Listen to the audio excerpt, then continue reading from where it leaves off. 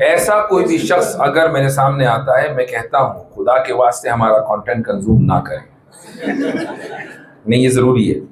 یعنی ہم نہیں چاہتے کہ ہمارے کانٹینٹ کی وجہ سے خامخواہی کا وسوسہ کسی کے ذہن میں آئے. بھائی اپنے آپ کو وساوس سے دور رکھے. یہ کوئی ضروری تو نہیں ہے کہ ہماری ویڈیو اس لیے کہ ساری دنیا دیکھے. جو دیکھنا چاہتا ہے، جس کو پکا یقین ہے کہ بھئی میں یہاں سے جو مواد لوں گا اس مواد سے میرا ایمان مضبوط ہوگا، اگر ماضی میں اس کا تجربہ ہے تو دیکھیں، اگر یہ تجربہ نہیں ہے تو ہرگز نہ دیکھیں. تو کسی بھی طرح کے شکوک و شبہات سے اپنے آپ کو دور رکھیں، وہ زیادہ اہم ہے.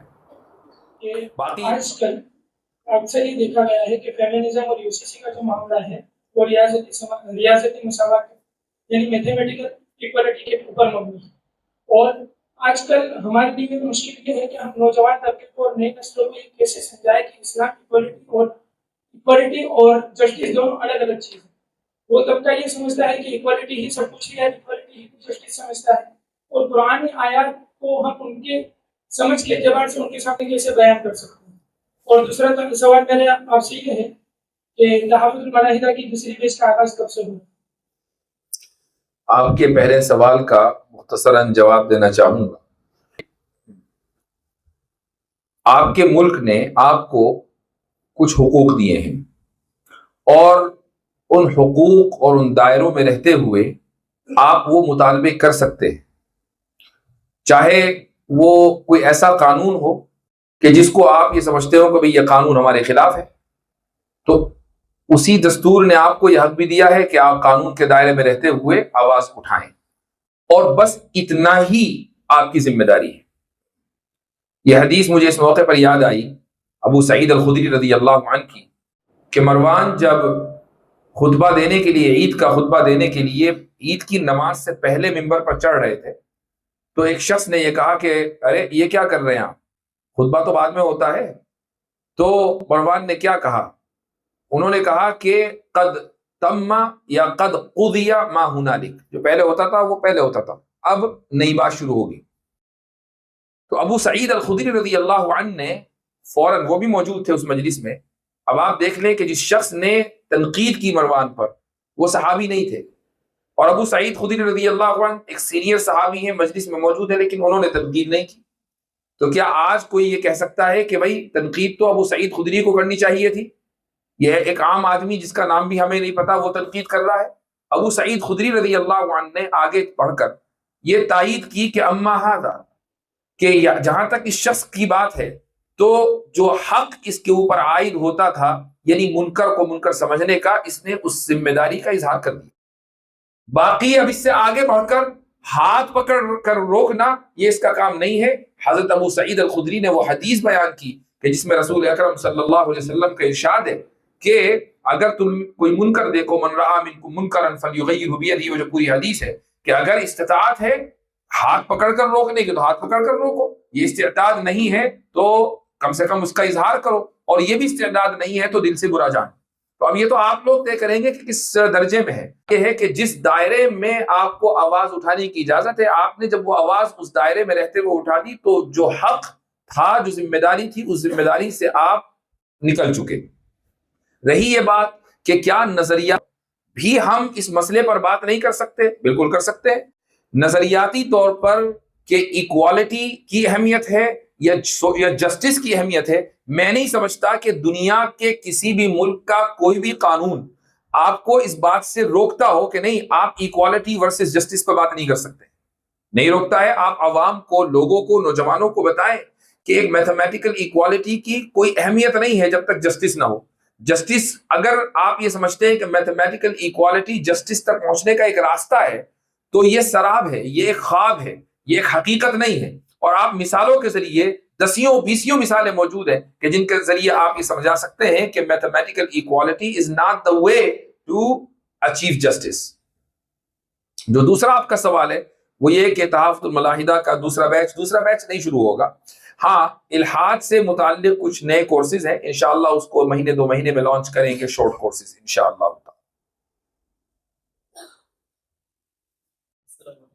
وعلیکم السلام.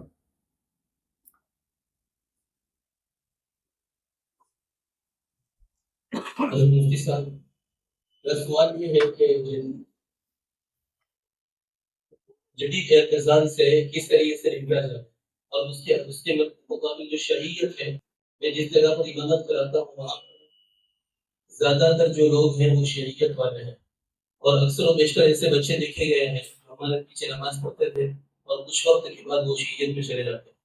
اس کی وجہ جو ہے کیا جدید اعتزال اور شریعت دونوں ایک ہی الگ الگ؟ جدید اعتزال ایک الگ چیز ہے اور رافضیت و شیعیت الگ چیز ہے۔ جدید اعتزال کے بارے میں یہ کہنا بہت مشکل ہے کہ جو شخص اس سے متاثر ہوگا وہ آگے چل کر شیعہ یا رافضی بن جائے گا۔ اصل میں اس کو میں نے جان بوجھ کر یہ لفظ اس لیے استعمال کیا تاکہ ایک براڈر سکوپ آپ کو ملے۔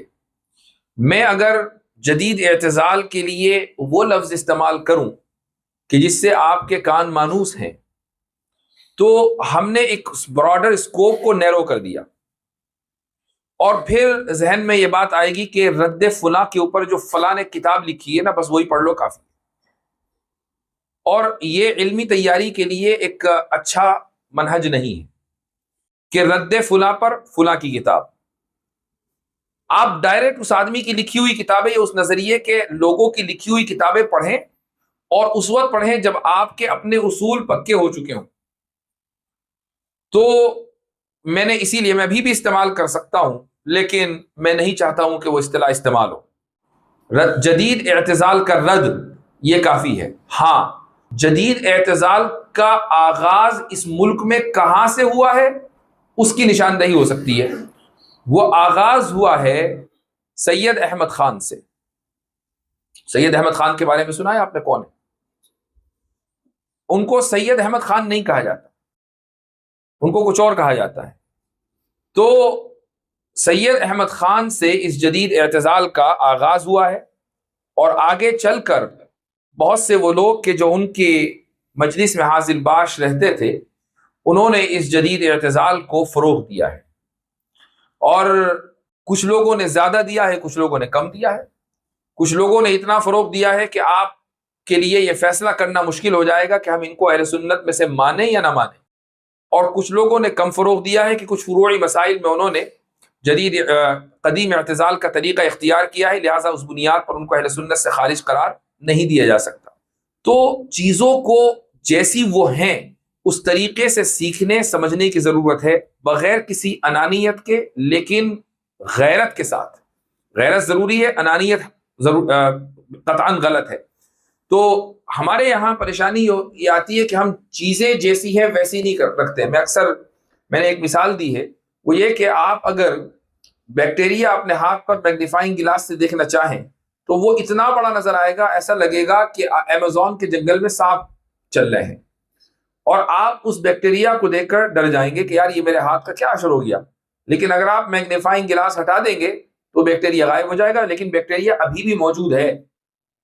تو ہم جیسا فتنہ ہے، جس خد و خال کا ہے، جتنا بڑا ہے جتنا چھوٹا ہے، اس کو ویسا ہی رکھیں اور اس کی اتنی ہی تیاری کریں۔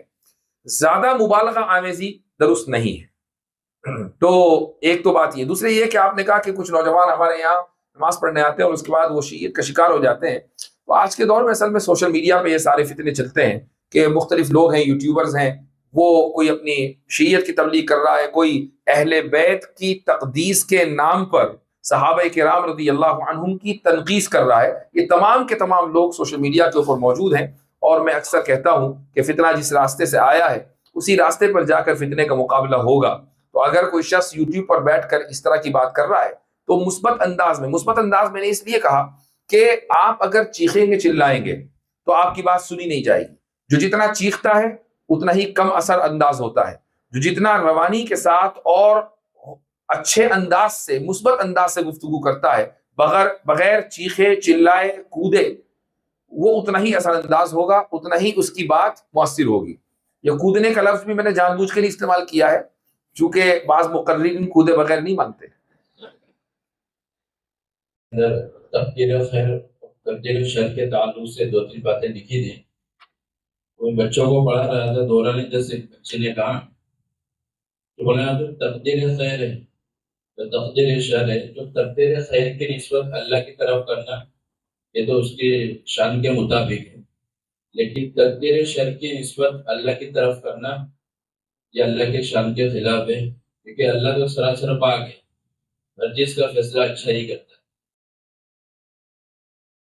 تو اس کتاب میں تقدیر شر کی نسبت اللہ کی طرف تھی؟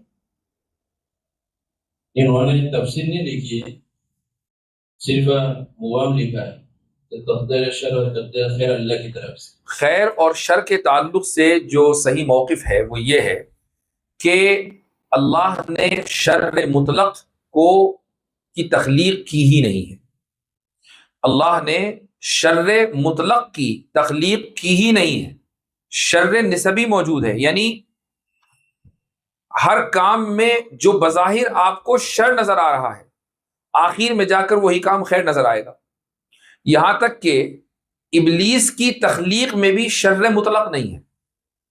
وہ اس لیے کہ جب ابلیس انسان کو گمراہی کے راستے پر ڈالنا چاہتا ہے اور وہ انسان اس راستے پر نہیں جاتا تو اس کو ثواب ملتا ہے۔ تو دیکھیں، اگر ابلیس گمراہ نہ کرتا تو آپ گمراہی سے بچنے کا کوئی ایفرٹ نہ کرتے، آپ ایفرٹ نہ کرتے تو ثواب نہ ملتا، تو ابلیس کی وجہ سے بھی خیر آئی۔ تو شر مطلق کی تخلیق اللہ تعالیٰ نے نہیں فرمائی، یہ موقف صرف شیخ الاسلام ابن تیمیہ رحمہ اللہ کا نہیں ہے، بلکہ بہت سے علماء اشاعرہ و ماتریدیہ کا بھی یہی موقف ہے۔ یہ الگ بات ہے کہ حضرت مولانا ادریس کاندھلوی رحمہ اللہ نے اپنی کتاب عقائد الاسلام میں جو انداز اختیار کیا ہے اس سے یہی بات سمجھ میں آتی ہے کہ وہ خیر اور شر کے مطلقاً مخلوق ہونے کے قائل ہیں، لیکن اکثریت علماء کی جو ہم جب ماضی میں جاتے ہیں پیچھے جاتے ہیں اس سے متفق نظر نہیں آتی۔ تو خیر کا وجود ہے مطلقاً، لیکن شر کا مطلقاً وجود نہیں ہے۔ شر کا وجود کب ہوتا ہے؟ جب خیر ہٹ جاتی ہے۔ خیر کا ہٹنا ہی شر ہے، روشنی کا بند ہونا ہی اندھیرا ہے، روشنی کا ہٹ جانا اندھیرے کا آ جانا ہے، خیر کا ہٹ جانا شر کا آ جانا ہے۔ اب یہ خیر ہٹتی کس وقت ہے؟ جب ایک انسان اللہ تعالیٰ کی طرف سے نازل کردہ خیر کو حاصل کرنے سے انکار کر دیتا ہے۔ اللہ کہہ رہا ہے کہ صحیح راستے پر چلو، وہ صحیح راستے پر نہیں چلتا۔ اللہ کہہ رہا ہے نماز پڑھو، روزہ رکھو، زکوٰۃ دو، چیریٹی کا کام کرو، لوگوں کی مدد کرو، وغیرہ وغیرہ۔ اس نے خیر کے راستے سجھا دیے، خیر کے راستے بتا دیے، اور ہم اس راستے پر نہ چلیں تو خیر اپنی جگہ سے ہٹ گئی۔ جیسے ہی خیر اپنی جگہ سے ہٹی شر آ گیا۔ تو شر کا حقیقی طور سے کوئی وجود نہیں ہے۔ السلام علیکم۔ علیکم السلام۔ میں آپ کا ویڈیو دیکھا تھا، اس ایک ویڈیو میں 13 سال 16 17 18 سال کا بچہ جو خود کو بتاتا تھا کہ میں مسلم گھرانے میں پیدا ہوا لیکن میں ابھی موجودہ وقت میں مسلمان نہیں ہوں، اپنے آپ کو نام سے یعنی ایس مسلم کر کے اس نے ڈالا تھا۔ تو ایسا کیوں ہوتا ہے کہ کالج میں پڑھنے والے بچے جو سائنس کو اپنا موضوع لیتے ہیں، اس سائنس کو موضوع لیتے ہی ان کے ذہن میں جو پہلا سوال ہے آپ کا کہ سائنس پڑھتے ہی ایسا کیا ہو جاتا ہے کہ لوگ دین سے بیزار ہو جاتے ہیں، یہ سائنس کا قصور نہیں ہے، اور نہ ہی سائنس میں ایسی کوئی بات لکھی ہے کہ خدا موجود نہیں۔ یہ سائنٹزم کا قصور ہے کہ سائنس کو یہ سمجھ لینا کہ یہ ہر سوال کا جواب دینے کی اہلیت رکھتی ہے، اور یہ قصور بچوں کے، یہ بات اور یہ فطور بچوں کے ذہنوں میں ٹیکسٹ بک سے زیادہ ٹیچرز کی وجہ سے آتا ہے۔ یعنی جو معلم اور معلمات درسگاہوں میں بچوں کو سائنس پڑھاتے ہیں وہ خود اس طرح کی ذہنیت رکھتے ہیں، کوئی سائنسی قانون آیا، اس قانون کے تحت انہوں نے ایک بات کہہ دی کہ دیکھو بھائی جب دنیا خود ہی چل رہی ہے تو خدا کا کیا کام؟ بچہ سوچے گا کہ ہاں بات تو صحیح ہے، جب سارا کام خود ہی ہو رہا ہے تو خدا کی ضرورت ہی کیا ہے؟ یہ ایک جملہ کسی بھی انسان کے ایمان کو ختم کرنے کے لیے کافی ہوتا ہے۔ مسئلہ یہ ہے کہ مسلم مینجمنٹ کے جو اسکولز ہیں وہاں پر بھی بہت سی مرتبہ اس طرح کے ٹیچرز آ جاتے ہیں۔ میں خود ایک اسکول چلاتا ہوں اور مجھے اس کا اچھا تجربہ ہو چکا کہ جب کوئی ٹیچر آتا ہے تو آپ اس کی صرف اتنی اسکروٹنی کر سکتے ہیں کہ اس کے بنیادی عقائد کیا ہیں، یہ پڑھاتا کیسا ہے، اس کے پاس سرٹیفیکیشن کہاں سے ہے، یہ کتنا کامیاب ٹیچر رہ چکا ہے، لیکن یہ کل کو جب میں اس کو ہائر کر لوں گا تو کلاس روم میں جا کر بچوں کے سامنے کیا کہے گا اور کیا نہیں کہے گا یہ ہم کیسے پہلے سے بتا دیں. تو اس لیے ضروری یہ ہوتا ہے کہ جو مسلم مینجمنٹ کی سکولز ہیں وہاں پر یا تو عالم اور عالمات پڑھائیں. اور اس وقت میں گزشتہ چند مہینوں سے اس بات پر زور دینے لگا ہوں خصوصاً اپنے طلبہ اور طالبات کو کہ بھائی اگر آپ مدرسے میں نہیں پڑھا رہے ہیں، مدرسے میں نہیں پڑھانا چاہتے، کوئی بات نہیں ہے، مدرسے میں پڑھانا فرض عین تو ہے نہیں، تو آپ ایجوکیشن کی لائن میں آ جائیں، آپ اسکول میں پڑھائیں. آپ کے پاس کوئی نہ کوئی ڈگری ایسی ہو، چاہے آپ لبرل آرٹس میں ڈگری لے لیں، آپ سوشل اسٹڈیز میں لے لیں، انگلش لینگویج میں لے لیں، آپ سائنس میں لے لیں، فزکس میں لے لیں، کسی ایک اس میں ڈگری کر لیں، اور ڈگری کے ساتھ ساتھ ٹیچنگ کا جو سرٹیفکیشن ہوتا ہے وہ کر لیں، بی ایڈ ایم ایڈ جو بھی ہوتا ہوگا، ہر ملک کا الگ الگ ہے، وہ کر لیں. یہ چند سال کی محنت ہے، اور اس کے بعد آپ اسکولوں میں، مسلم مینجمنٹ کے اسکولوں میں آپ پڑھائیں. ایک عالم دین جب ان موضوعات کو پڑھاتا ہے تو اب ہم اطمینان کے ساتھ کم سے کم یہ کہہ سکتے ہیں کہ وہ اس طرح کی خرافات بچوں کے ذہنوں میں نہیں ڈالے گا، بلکہ اگر کوئی سائنسی لا یا پولیٹیکل سائنس میں مثلا کوئی نظریہ یا سوشل اسٹڈیز میں کوئی تاریخی بات اگر آ گئی تو وہ اس کو اسلامی پیراڈائم کے مطابق ہی پڑھائے گا. تو نصاب سے زیادہ یہ ضروری ہے کہ ٹیچرز کی ذہن سازی ہو اور ایسے افراد ہمارے سامنے ہوں جو ٹیچرز کی ٹریننگ اس بات کی کرے کہ بھئی اسلام کے مطابق کیسے پڑھانا ہے اپنی کلاس روم میں. ہم مسلم اسکول اس وقت انڈیا میں بہت بڑی تعداد میں ہوں گے، کوئی میرے پاس ڈیٹا نہیں ہے، بلکہ مفتی ساجد صاحب یہاں موجود ہیں ماشاءاللہ، ان کے پاس ڈیٹا ہوگا، وہ اس میدان میں لگے ہوئے ہیں. اور ہر اسکول میں کتنے ہی ٹیچر ہیں، تو اس طرح ہزاروں ٹیچرز ہمارے پاس ہیں. تو کیا ان ہزاروں ٹیچرز کی ان خطوط کے اوپر ٹریننگ کا کوئی نظم ہے؟ اگر نظم ہے فبھی بہت اچھی بات ہے، اور اگر نظم نہیں ہے تو اس نظم کی فوری طور پر ضرورت ہے. تو جی یہ اسلامی احکام کا مدار وہ وحی پر نقل پر عقل پر نہیں. تو ہم نوجوان نسل کو اسلامی احکام عقل کی نظر میں کیسے سمجھیں کہ ہمارے احکام عقل کے موافق ہیں؟ احکام اسلام عقل کی نظر سے، احکام اسلام عقل کی نظر میں کتاب کے ذریعے، یہ کتاب کا نام ہے، آپ نے جو بولا نا وہ کتاب کا نام ہے. اسلامی احکام کا دار و مدار نقل پر ہے، یہ تو ایک مسلم بات ہے. اب یہ کیسے سمجھائیں کہ عقل کا بھی اس میں دخل ہے؟ عقل کا صرف اتنا دخل ہے کہ اسلام کا کوئی بھی مسئلہ، شریعت کا کوئی بھی حکم مجموعی انسانی عقل کے خلاف نہیں ہے، مجموعی انسانی عقل کے خلاف نہیں ہے. میری عقل، آپ کی عقل، فلاں کی عقل کے خلاف ہو سکتا ہے، وہ ہماری عقل کا قصور ہے، لیکن پوری انسانیت کا اگر کوئی اتفاق ہو جائے کسی عقلی چیز پر تو کوئی ایک بھی مسئلہ آپ دکھا نہیں سکتے کہ جس کے بارے میں یہ کہا جا سکے کہ دیکھو یہ مسئلہ قرآن میں ہے، یہ مسئلہ حدیث میں ہے، لیکن یہ مجموعی انسانی عقل کے خلاف ہے. تو عقل اور نقل کا مکمل توافق پایا جاتا ہے. ہاں کچھ مسائل ایسے ہیں کہ جہاں ہمیں تفویض کرنا پڑتا ہے، اور یہ ایسا عقائد کے باب میں ہوتا ہے، خدا کی ذات کے تعلق سے، خدا کی صفات کے تعلق سے، جنت و جہنم کی تفصیلات کے تعلق سے تفویض کے علاوہ کوئی دوسرا راستہ نہیں ہے، لیکن یہ تفویض بھی ہم عقل کی بنیاد پر کر سکتے ہیں. جی وعلیکم السلام.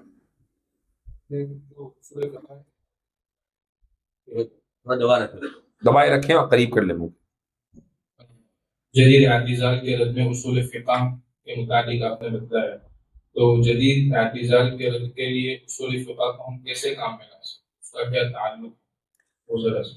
ہمارے یہاں اصول فقہ میں عام طور سے کلاسیکل کتابوں میں 3 کتابیں پڑھائی جاتی ہیں 8 سالہ درس نظامی کا جہاں منہج ہے اس میں.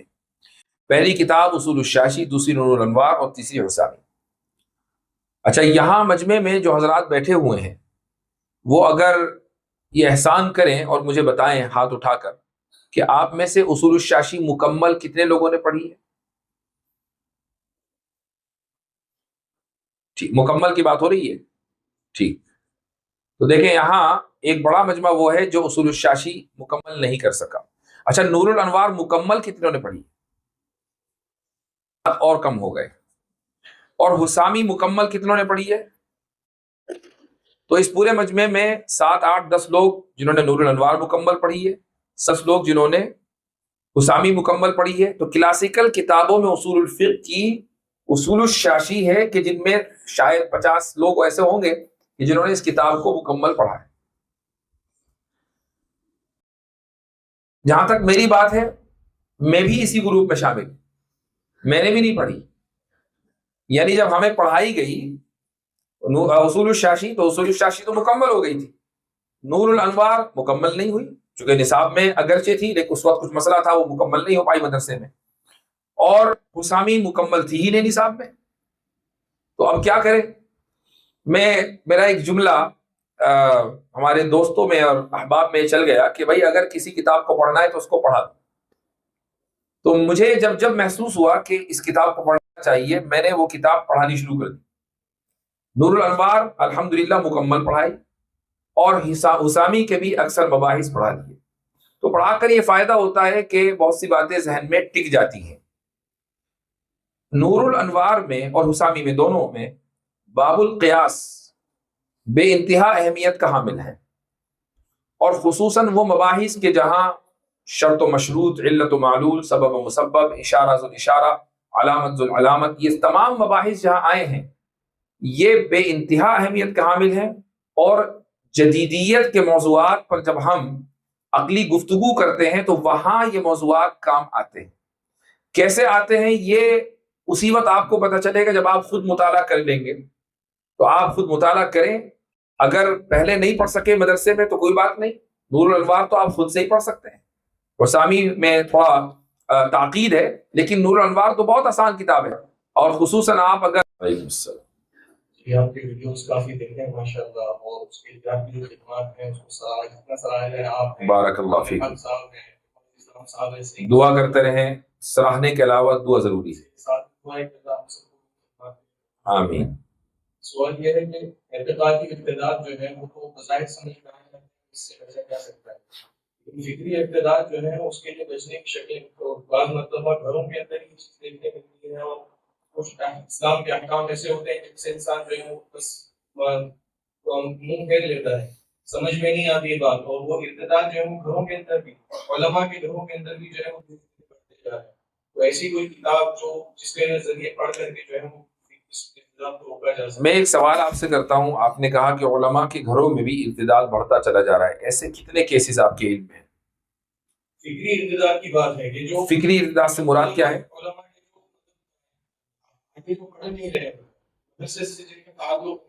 نہیں، فکری ارتداد آپ نے کہا مذاہب جو ہے رہن سہن کا بدل جانا، ان کے کپڑوں کا بدل جانا، نمازوں سے دوری ان کی، ان میں سے کوئی بھی فکری ارتداد نہیں. اس لیے اصطلاحات کا صحیح استعمال کرنا ضروری ہے. مثلا ایک آدمی سڑک پر سچا پکا مسلمان، اعتقاد اس کا بالکل ایک دم مضبوط، پینٹ شرٹ پہن کے جا رہا ہے، آپ اس کو کہیں گے کہ یہ مرتد ہے؟ نہیں. تو لباس کا ارتداد سے کوئی تعلق نہیں ہے، الا یہ کہ وہ ننگا جا رہا، تو ٹھیک ہے آپ اس کو مرتد، تو پھر چھوٹا لفظ ہو گیا. کوئی اور لفظ سے اگر باز آتا ہو تو وہ استعمال کر لیں، تو وہ تو الگ بات ہے. لیکن لباس سے ہم اگر لوگوں کے نظریات طے کرنے لگیں تو یہ تو بہت ہی خطرناک بات ہے. تو میں معذرت چاہوں گا، میں گرنگ نہیں کر رہا ہوں آپ کو، لیکن بعض مرتبہ چیزوں کو کی تحت مثال دی کہ مثلا ایک شخص اگر پورنوگرافی کا اس کو ایڈکشن ہو جائے، وہ باز ہی نہیں آ پاتا، کتنی توبہ کرے، کتنی صدقات و زکات دے، اپنے آپ نظر و نیاز مانے، لیکن پھر وہی حرکت کرتا ہے. تو پہلے تو اس کو حال بدلنا ہے. حال اس طریقے سے بدلے گا کہ اگر اس کی شادی نہیں ہے تو شادی کرے، حال بدل گیا. اور ماحول بدلنا ہے. ماحول یہ کہ کس ڈیوائس کے اوپر وہ پورنوگرافی دیکھتا ہے. فون پر دیکھتا ہے تو فون کو طلاق مغلظہ دے دے، ایسا کہ واپس نہ لے. لیپ ٹاپ کے اوپر دیکھتا ہے تو لیپ ٹاپ کو چھوڑ دے. یہ عمل اس کو کرنا پڑے گا. تو ماحول بدل گیا. حال بھی بدلنا، ماحول بھی بدلنا، تب جا کر انسان اس طرح کی برائیوں اور گمراہیوں سے نکلتا. دلائل یہاں کام نہیں کرتے.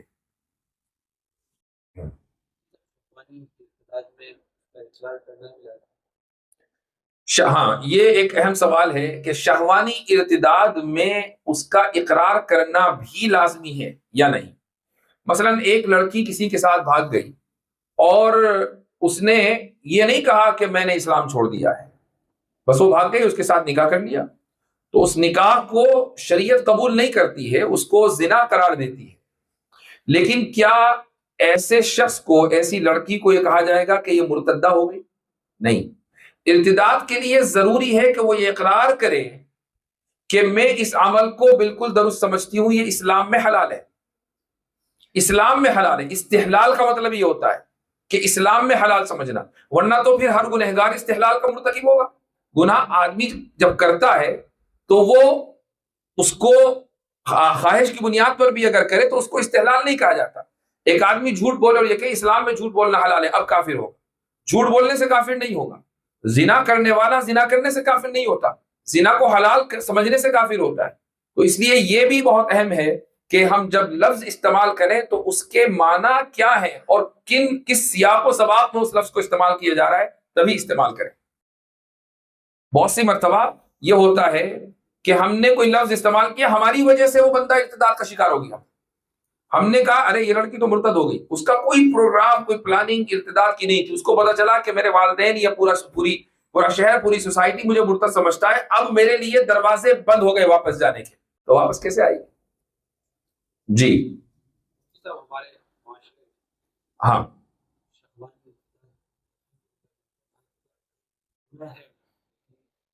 جن سے بات کا ماننا ہے کہ ہم گناہ کر رہے ہیں اور یہ غلط ہو رہا ہے، انشاءاللہ کبھی اس کو کریکٹ دیں گے۔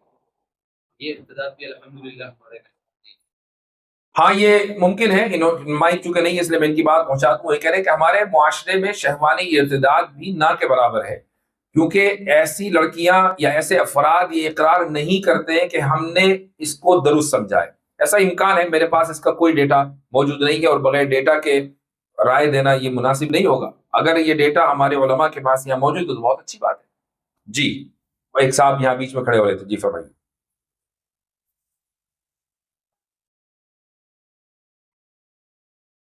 جی مفتی صاحب، میرا سوال یہ تھا کہ آپ نے جو وہ پروگرام میں گئے تھے اور بچے نے سوال جو کیا تھا 6ٹھی کلاس کے، تو اس پر جو جواب دیا کہ والدین چونکہ پالتے ہیں اور والدین ہمارے لیے اسباب مہیا کرتے ہیں، تو اس کے بعد اس بچے کے آپ نے بتایا کہ اللہ تعالیٰ ان کو پالتے ہیں اور کماتے ہیں تو اللہ تعالیٰ رزق دیتے ہیں، تو اس بچے کے ذہن میں یہ سوال بھی آ سکتا ہے کہ یہ بات کیسے پکی ہے کہ اللہ ہی کھلاتے ہیں، کوئی اور طاقت ہو سکتی ہے؟ یہ بھی تو اس سوال کے تعلق سے حقیقتاً اس کا سوال یہی تھا کہ ہم اللہ ہی کی عبادت کیوں کریں، کسی اور کی کیوں نہ کریں؟ تو اس کے جواب میں ہم نے کہا کہ بھئی آپ ان پیرنٹس کو جو آپ کے والدین ہیں انہی کو پیرنٹس کیوں سمجھے، کسی اور کو کیوں نہ سمجھ لیں؟ یہ اس سیاق میں پوری گفتگو چلی تھی اور جو اس کا اینڈ ریزلٹ تھا وہ یہی تھا کہ اللہ ہی چونکہ زندگی دینے والا ہے، موت دینے والا ہے، کھلانے والا ہے، اس لیے ہمیں اللہ کی عبادت کرنی ہے۔ اب اگر کوئی یہ کہے کہ نہیں یہ بھی تو ممکن ہے کہ کوئی اور زندگی دے، کوئی اور موت دے، کوئی اور حیات دے، تو اس کا جواب اب ہو گیا تھوڑا فلسفیانہ، وہ اس طریقے سے کہ ہم اللہ کو ایک اعلیٰ ترین ہستی مانتے ہیں۔ اب یہ اس کا نام ہے، آپ اللہ نہ نام لیں اور یہ کہیں وہ اعلیٰ ترین ہستی کہ جو ہمیں زندگی دیتی ہے، موت دیتی ہے، کھلاتی ہے، پلاتی ہے، ہم اس کی عبادت کریں گے یا کسی اور کی؟ ظاہر ہے کہ اس اعلیٰ ترین ہستی کی عبادت کریں گے، کسی اور کی اگر عبادت کریں گے تو ہم اس کو اعلیٰ ترین ہستی مان رہے ہیں جبکہ وہ اعلیٰ ترین ہستی ہے نہیں۔ اب اس کو آپ اللہ کا نام دے دیں، کوئی اور نام دے دیں، خالق کہہ لیں، صانع کہہ لیں، کریٹر کہہ لیں، کچھ بھی کہہ لیں، وہ آپ کی مرضی ہے۔ جی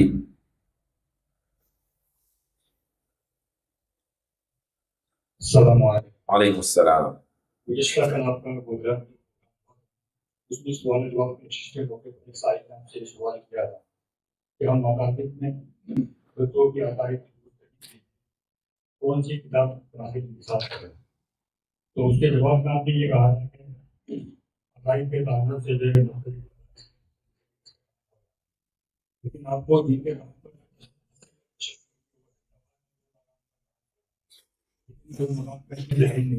ایک دیکھا دو تسلی ایک۔ جی علاوہ میں دو جگہ پڑھا ہوا ہاں کہ آپ کے گفتگو کا موضوع غلط ہے، جی تو دو مقام کے دوسرے کی میں اس لیے نہیں کر سکوں گا چونکہ ابھی تک تسلی نہیں ہوئی، اور جس کی تسلی ہوئی وہ کام منظر عام پر نہیں آیا، وہ بھی چھپ رہا ہے. جب وہ منظر عام پر آئے گا تو میں ضرور اس کی تعین کروں گا. ہاں جو دوسرا کام ہے وہ چھپ چکا ہے، لیکن میری نظر سے ابھی وہ مکمل نہیں گزرا، تو میں اس کی تائید کیسے کروں جب میں نے مکمل اس کو نہیں دیکھا، بس سرسری طور پر دیکھا ہے. ہاں کام بظاہر بہت اچھا کیا ہے، یعنی طباعت بڑی شاندار ہے، تو اب وہ تو مقصد نہیں ہے نا. لیکن جو دوسرے صاحب ہیں جو کام کر رہے ہیں وہ عقیدے کے جو اہم ترین سوالات ہیں بچوں کے ذہن میں آتے ہیں ان کو سامنے رکھ کر وہ کورس تیار کر رہے ہیں. تو کانٹینٹ کیونکہ میری نظر سے گزرا ہے بہت اچھا ہے، لیکن اس کی طباعت اور ڈیزائننگ نہیں ہوئی ہے، تو دونوں میں عموم خصوص من وجہین کی نسبت ہے.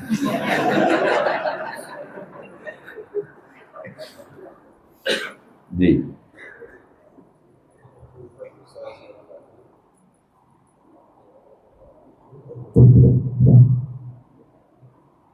السلام علیکم. وعلیکم السلام. اگر ہمارے ساتھ کچھ نوجوان اور پروفیشنلز لوگ جڑے ہوئے ہیں ابھی، تو ان پر عقائد کی محنت کس اعتبار سے کی جائے؟ ٹھیک. ایک صاحب نے سوال کیا، شاید کل کی بات ہے، کہ جس طرح گودھا میں یہ سوال آیا تھا، آپ وہاں تھے جو ابھی آپ وہاں تھے یا سن رہے تھے؟ اچھا.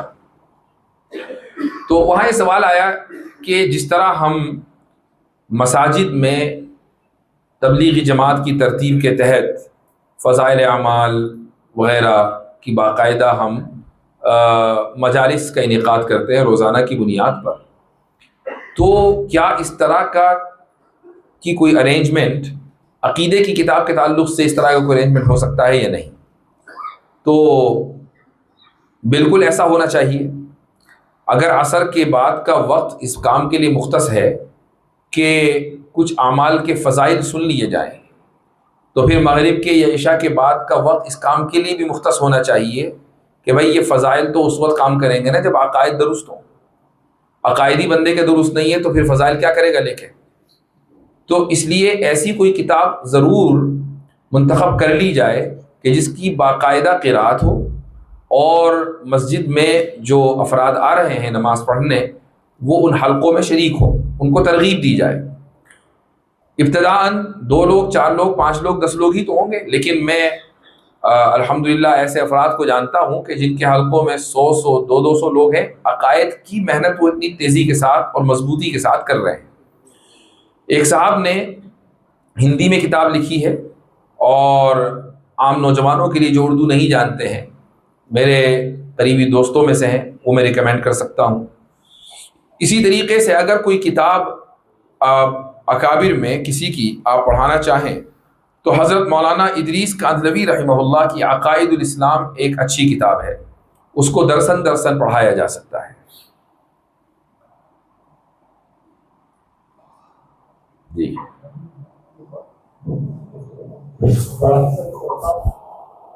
اس کو دبائے رکھیں.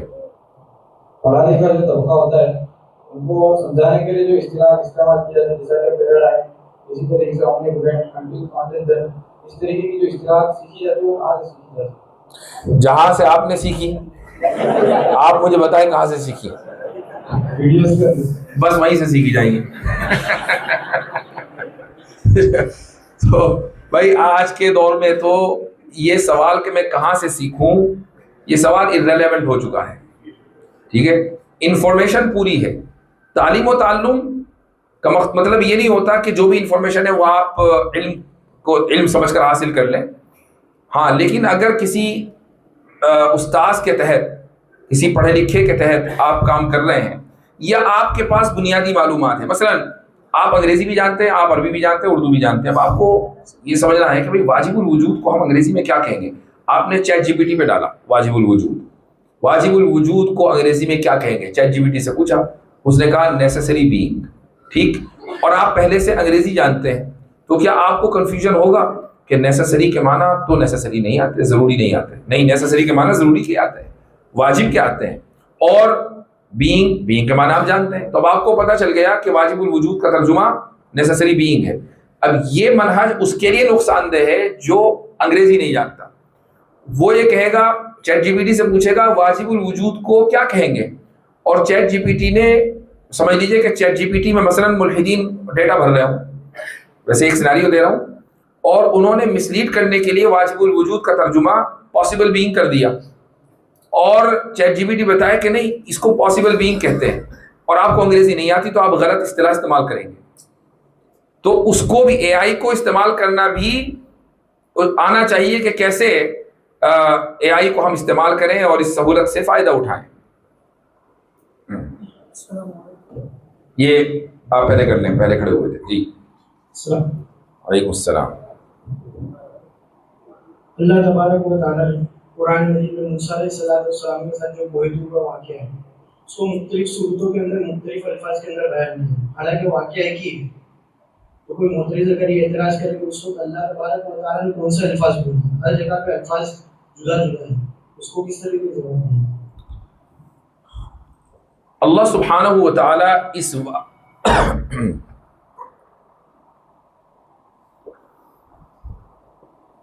اللہ سبحانہ و تعالیٰ خود اس واقعے کو نریٹ کر رہا ہے، کوئی دوسرا، یہ تھرڈ پرسن نہیں ہے، یہاں پر اللہ خود ہی بتا رہا ہے کہ موسیٰ کو کیسے علیہ الصلوۃ والسلام کو کیسے بلایا، ان کو کیا کہا گیا، اور الگ الگ الفاظ آئے۔ اس میں کون سے الفاظ حقیقی طور پر اللہ تعالیٰ نے استعمال کیے ہم کسی کی تعین نہیں کر سکتے، چونکہ ہم یہ جانتے ہیں کہ حضرت موسیٰ علیہ الصلوۃ والسلام سے جو مکالمہ ہوا تھا وہ عربی میں نہیں ہوا تھا، یہ عربی میں ہوا تھا، عربی میں تو نہیں ہوا تھا۔ حضرت موسیٰ علیہ الصلوۃ والسلام کی زبان دوسری، تو جس زبان میں حضرت موسیٰ نے وہ تکلم کر رہے تھے، جو زبان میں تورات اتری اسی زبان میں مکالمہ ہوا، اس مکالمے کو جگہ جگہ اللہ نے مختلف عربی کے الفاظ میں دنیا کے سامنے پیش کیا ہے، نازل کیا ہے، تو کسی بھی لفظ کے بارے میں یہ نہیں کہا جا سکتا یہ ایگزیکٹلی کہا تھا، جو کہ عربی میں کہا ہی نہیں تھا۔ ہاں اگر تھرڈ پرسن ہوتا اب یہ سوال کیا جا سکتا تھا، یہ بات کہی تھی کہ وہ بات کہی تھی، وہاں فرسٹ پرسن ہی کہہ رہا ہے اور ان میں آپس میں تعارض کوئی نہیں۔